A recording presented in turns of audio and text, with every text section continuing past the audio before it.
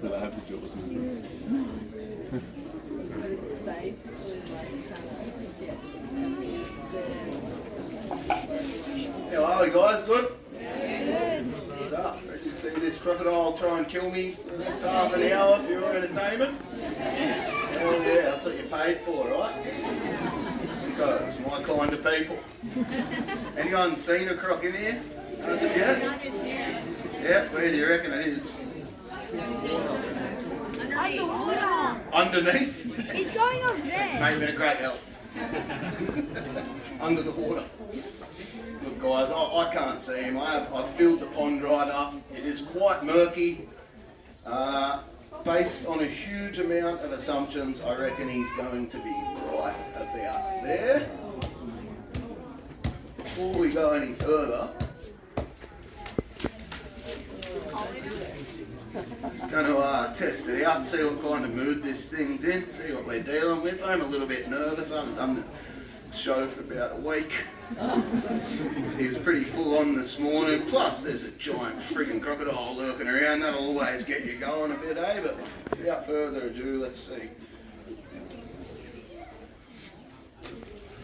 See how this thing's feeling today. Are you real?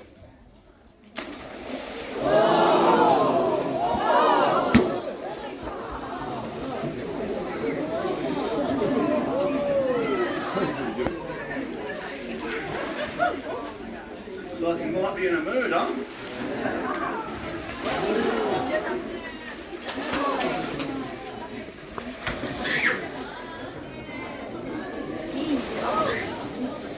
Rightio. Thanks for coming. Enjoy the rest of your day. He's like he's fired up, which is great for you guys, huh?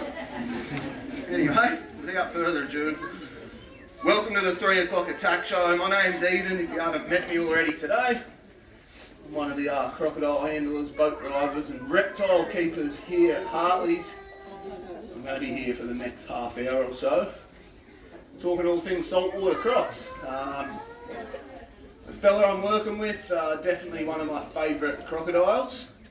And he was hand-picked for this show because he has what we call serious unresolved anger management issues, which we might have picked up on. Now look, as a species, they are full on and they are aggressive, so it's not unusual that he is hyper aggressive, and he is in here alone because of that.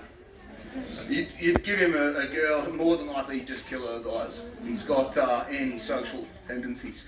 Now, he started his life out in that main lagoon where you do your boat ride, guys. He didn't care about the girls or the chicken or anything like that. He just wanted to bash other crocodiles up, guys. And so we gave him a second chance. Sometimes they don't fit into the hierarchy structure. They struggle to find their place, so we thought we'd put him down where you do the morning show. And he done the same thing, guys. He just beat up all the other inmates, so we thought, right, all the traits we're looking for the attack show, come try and kill a zookeeper.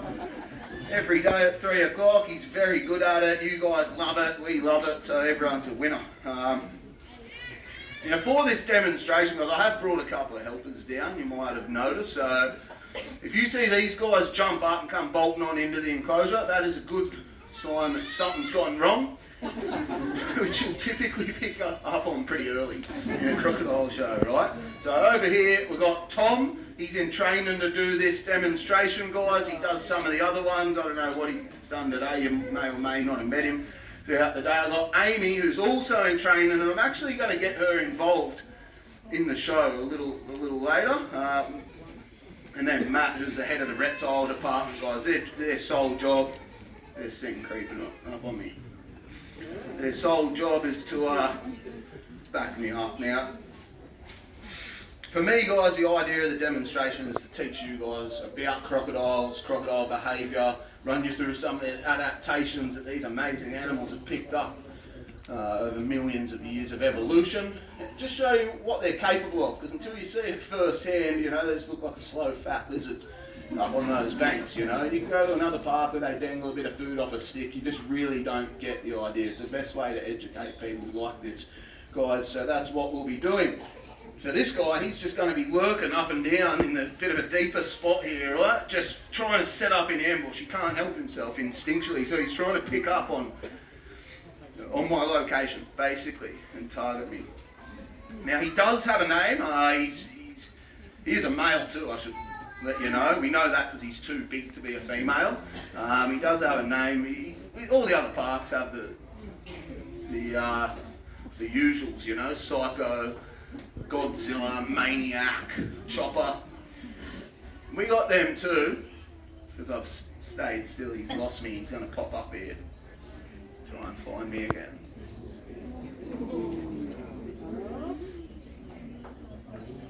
Yeah, so we've got them too. We're not above that. Yeah. That's known as the minimum exposure posture, also known as friggin' creepy, right? So he's acquired my position and he's going to try and sneak in a bit closer. So I'm going to move over here and keep him guessing. Yeah, so all the parks have those ones. Like I said, we're not above it. We want to give this guy something unique. And he started doing the show about 15 or so years ago. Harry Potter was really popular at the time, and like Harry, the fella off Harry Potter, he's got a big buffy head, you know, Hagrid? Yeah, so we called him Hagrid. That is the only similarity that he has. He is not a big friendly giant, which you might have picked up on in your brief exposure. Now, before we go any further, we're going to pop him up, and we're going to give him a bit of food. Amy's actually going to do this, guys, as part of the show. So get your bit of food, don't forget your bait rope here. He is in a very good position, if you can see him, so I'll hang over here for a sec. You know the drill, mate. Close your gate a little bit to give yourself a little bit of cover, that's right. He might power straight up here, don't lose that rope either. Bit higher, that's it, stay on him.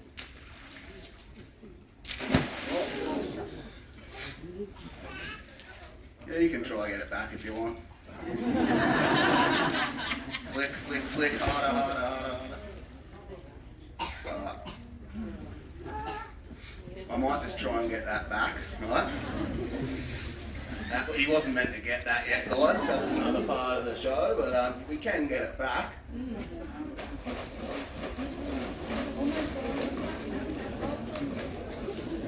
It's gonna let go and tight. We're professionals. Wrong part of the show, dude. Wrong part of the show. Give me a sec here, guys. I'll pull him up. Oh, he's bound himself, probably.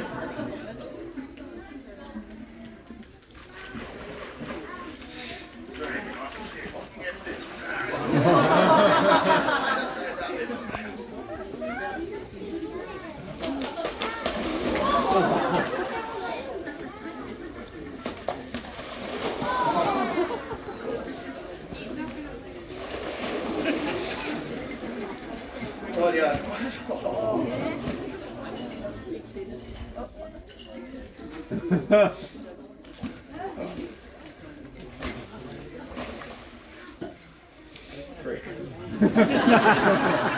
Anyway, so let him have a sit here. So I'm going to run through crocodile attacks, guys, real briefly, and how they occur. Once he drops this thing, I'm going to lure him up here, and we'll get Amy to feed him a bit of food. But a typical croc attack will start with almost this. What he done before, he popped up and he had a little look. We call it the minimum exposure posture or position, right? Evolution's favoured these guys, and their sensory sits on the top of the head. It's migrated. It allows them to pop up 2% of their entire body mass. Chucks a floater there, dude. Their entire body mass, right? Eyes, ears and nose. Right? Ooh. Hey buddy. Next.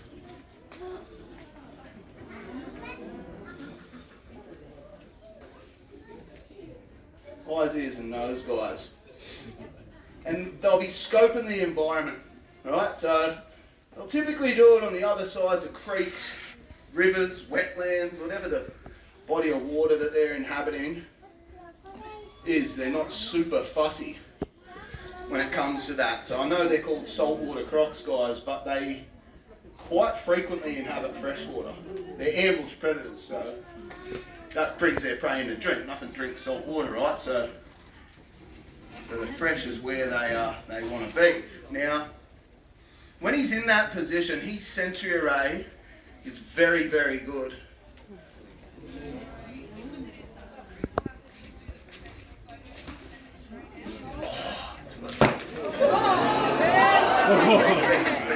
him.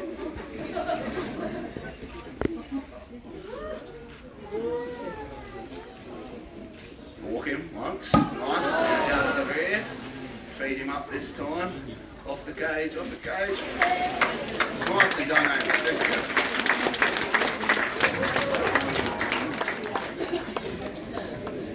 yeah, so they'll be in that position. Their sensory array is incredible, guys. So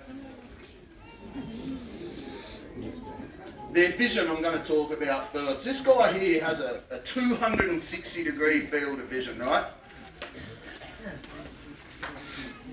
He's got a 260 degree field of vision. This has a 30 degree overlap. This gives them really good depth perception, which is very handy for timing attacks, right? So they come out too early, they miss their meal. They come out too late, they miss their meal. So their judgment of distance is very good. You can have this in. You've already worked hard for it, dude. Go eat that in front of the crew. Could be a good photo here. You should grab it and then lift it up out of the water to swallow it. Or not. Or make a liar of me. Oh no, here he goes. Nice, mate, nice. Yeah, so guys, very good vision, and that's daytime or nighttime. So these things are primarily nocturnal. So he's got an elliptical pupil. This helps. So when it's very bright, he'll shut this off so he's not picking up too much light. Nighttime, opposite, he opens it up extremely wide, allowing him to harvest the maximum amount of light from the environment around him. Now, nighttime, he's also got another little adaptation, guys.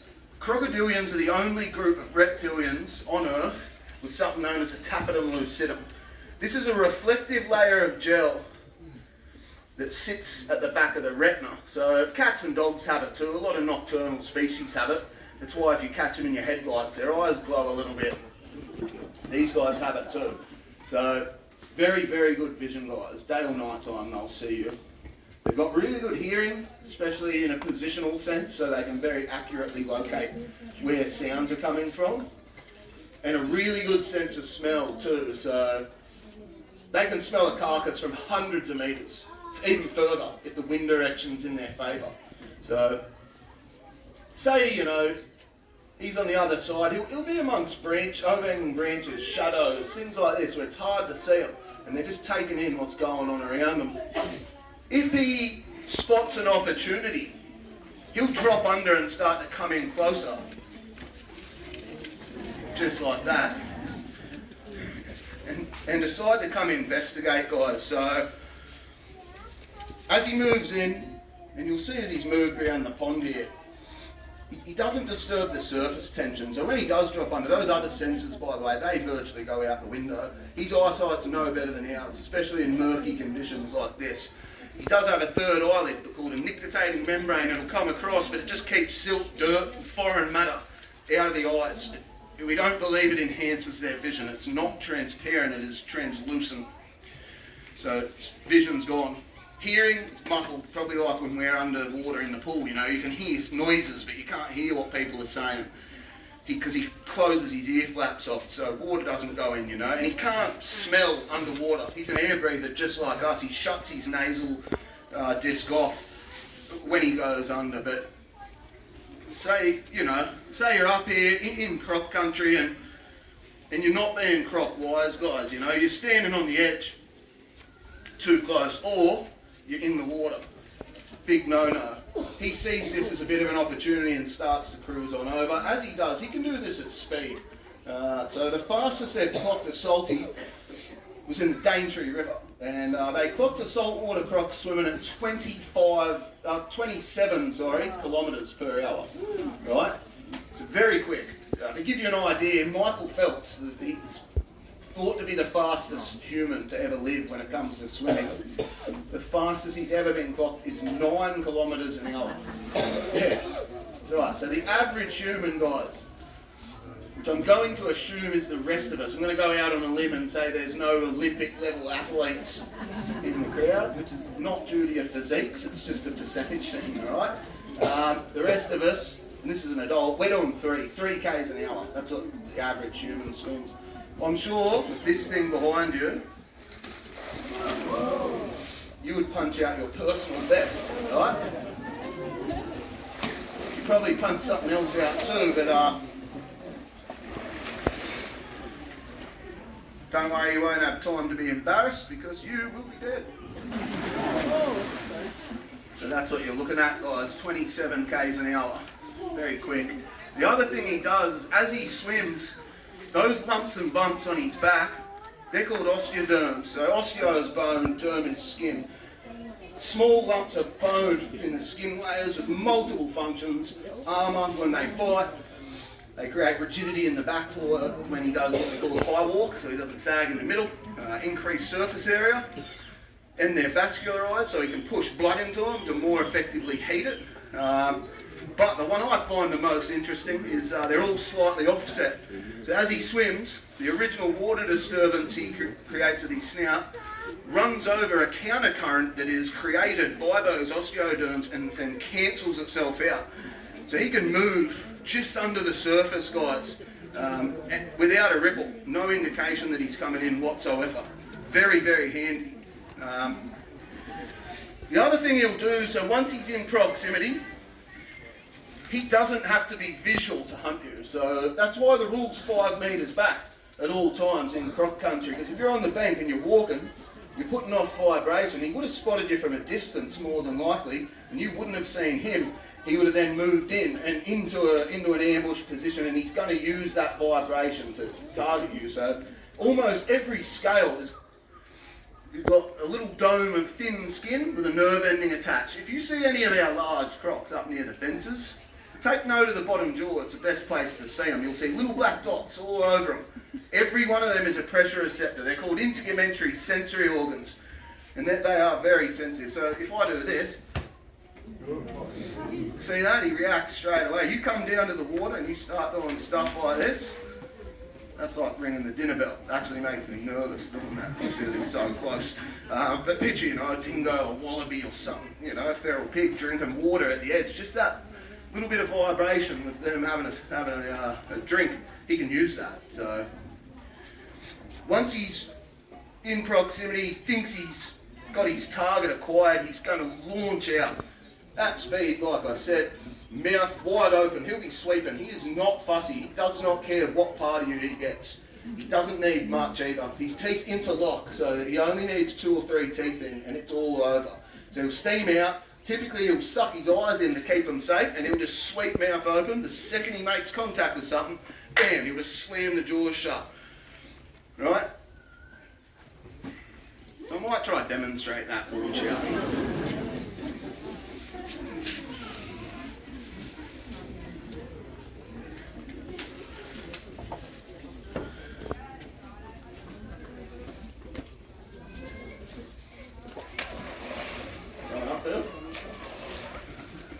Just like that.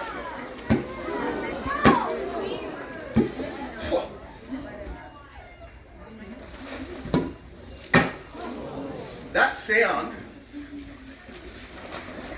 is what we call a jaw pop, right? So it's just air displacement. Like when you clap your hands, it's not the teeth touching, they all interlock. So what you're hearing is the sound coming from the hardest biting animal on the face of the planet. So they measured a 5 metre salty in the Northern Territory, and he consistently bit down at 4.5 to 5,000 pounds per square inch, right? Yeah, which is phenomenal. The closest thing to it was a hippo, 2.5 1,000, half the bite force, guys. African lion was 900 to 1,000, humans 90 to 100. Pathetic, really. Yeah, so they're coming out. So the teeth aren't actually sharp. They're blunt and conical. They don't need to be sharp. They've evolved just to grip the prey. All right. Once he gets you, then he wants to get you back out into the water. Now, say he steams out, he grabs me. I'm going to resist. Obviously, I don't want to go out there. And he's evolved hunting large hooved prey. So they're going to dig their hooves in. So he's wasting his time tug of war. And so he either rolls or violently shakes his head from side to side. And I know we've seen it at the start, which was not planned. But you know, they say don't work with kids or animals because it doesn't always go to plan. So that's just...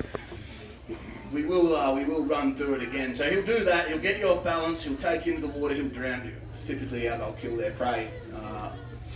He'll also use the same technique to break you apart. So he can't swallow things whole like the snakes in the snake show, but what he'll do is lift you out of the water. It's gory, but this is nature. It is what it is, guys. If you don't respect these things, this is what you're in for.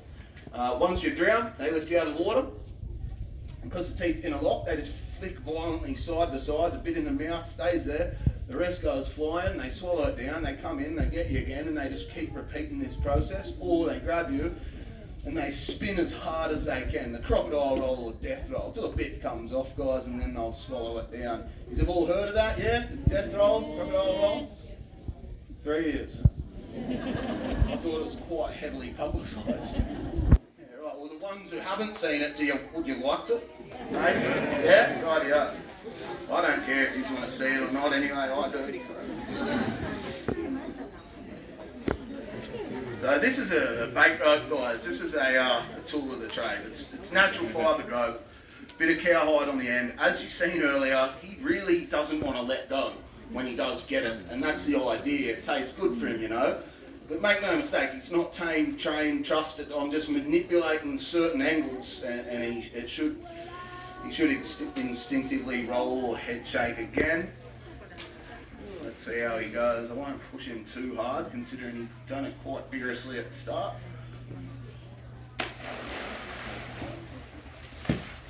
It's pathetic, mate. Gentle. Alright, we're not going out there, dude. And it's slippery. Nice. Nice. Off that cage, please. Give us a head shake, mate. Give us a head shake.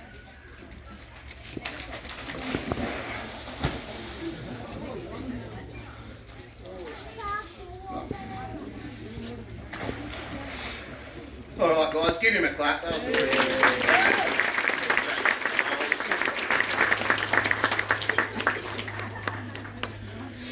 You do not want to be a part of that activity, and I know it was far more violent at the start. He's a low endurance animal and I don't want to push him too hard, guys, so we've got a couple more. And that's it. So that brings me to avoiding being on the menu for salties, guys, which is very, very easy.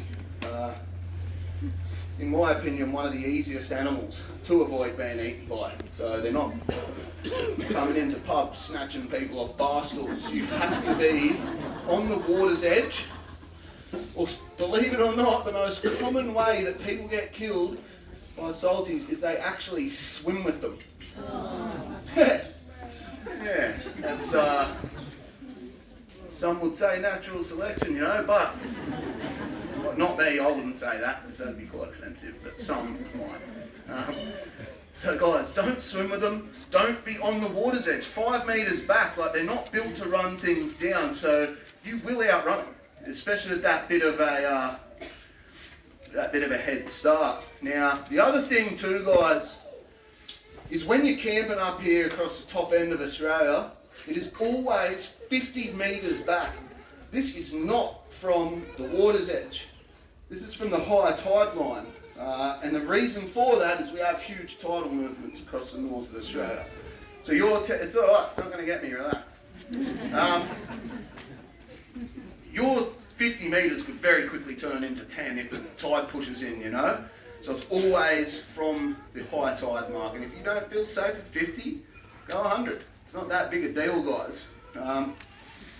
we do manage the species to make it safer. So anywhere you've seen one of these signs, guys, there has been a crocodile sighted in that body of water in the last 100 years. And the fact that we've had a 300% increase conservatively in crocodile numbers here in Queensland alone in the last 30 years means anywhere one of these have been erected, there is an increased chance that there'll be a crocodile there. So do not hang your towel on those and go for a swim, which I have seen with my own eyes. This excludes the beaches. I'm talking about rivers and estuaries. The beaches, they are there, but you can swim, guys. Just swim in the stinger nets, you know. And no nighttime swimming, no early morning, never be the first in, never be the last out. Swim in the middle of everyone else. Serious.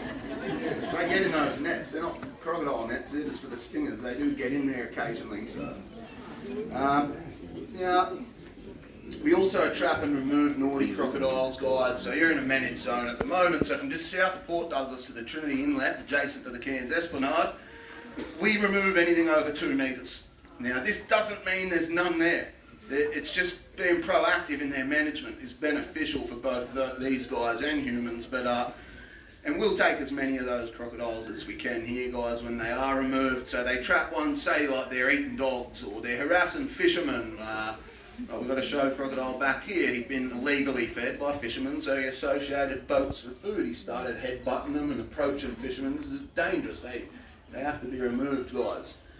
And that's about it. Has anyone ever thought, too, like if you did get grabbed by a crocodile, right, and you, like I said, you might have 10 seconds, I reckon, if you're lucky, once you go in the water. This guy here, on a stress-related dive, he can submerge for 40 to 60 minutes, right? That's stress-related. You might ask, what the friggin' hell would stress that out, right? Well, you're not going to give up easy, are you? You're going to be fighting for your life. He's just obtained a large prey item.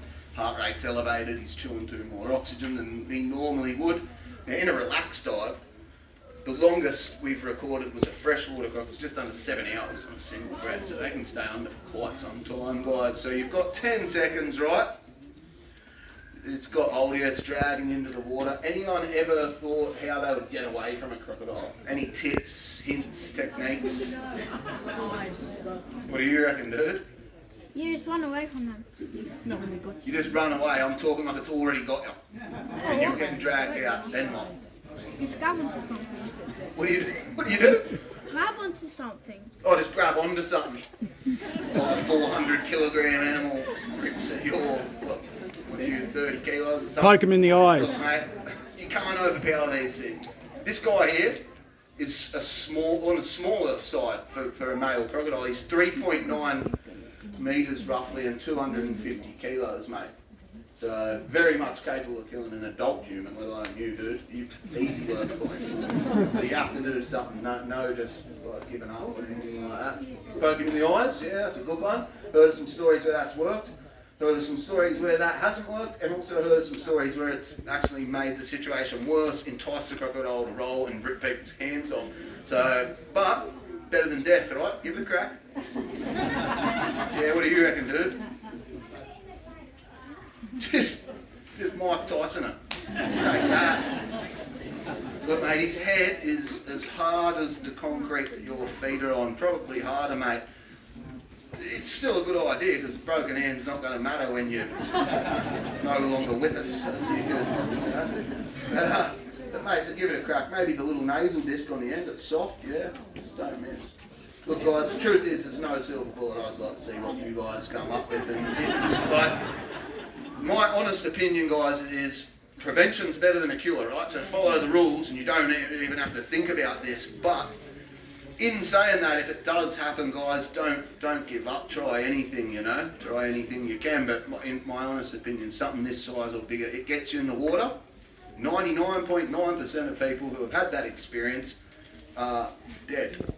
It's a harsh reality, guys. So follow the rules. Follow the rules, and you won't come unstuck. Now, I am going to feed this thing, guys. He's keen as today, so he should be pretty good. I'm going to chase me out the gate and try and get a little bit of food in his mouth, try not to die. But before I do that, I'd like to hand the show over to you guys for a few minutes.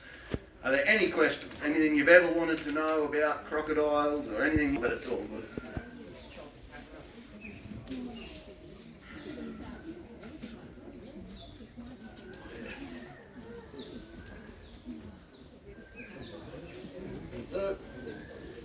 did forget any questions or you were too shy to talk, I'll be hanging around for a few minutes if you want to come down, guys. Just get him in position here. It's really not a roundabout there kind of thing, this one. So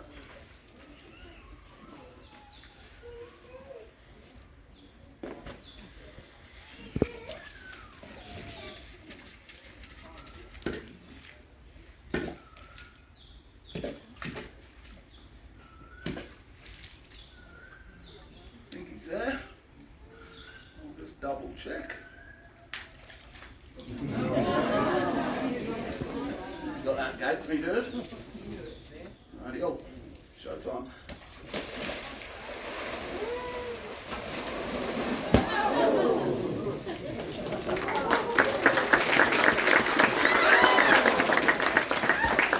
Rightio, guys, that's about all we're going to do for a crocodile show. I hope you guys learned something about these absolutely amazing animals. Don't forget the other activities we have on today. So down the bottom of the hill, turn right, go down, you can go feed the world's most dangerous bird, the cassowary. If you don't know what that is, looks like an emu just in drag. Then we've saved the best for last, don't miss it, absolutely riveting koala talk, where you can go learn about the world's most boring animal. But other than that, from me and the crew, thanks for coming, thanks for listening.